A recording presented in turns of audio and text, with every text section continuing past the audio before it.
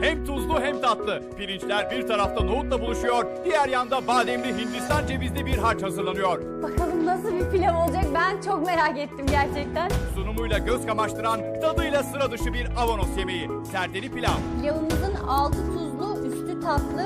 Umarım kaçırmamışsınızdır yapılışını. Bu mantının içinde peynir saklı. Hamurlar çökelekli soğanlı. Galatasaray rakibiyle bir berabere kaldı. Tabii ki maçın bütün detayları yine spor gecesinde olacak, şüpheniz olmasın. Avantajımız yok ama umudumuz var yarın daha doğrusu bugün de Trabzonspor'la birlikte o umudu kovalayacağız. Spor gecesi başladı ve maçın özetliği başladı. Galatasaray-Chelsea maçında John Terry, Kasımpaşalı Brian Donk'a benzer bir hareket yaptı. Terry Galatasaray'ın hızlı atağını kesmek için saha içindeki ikinci topu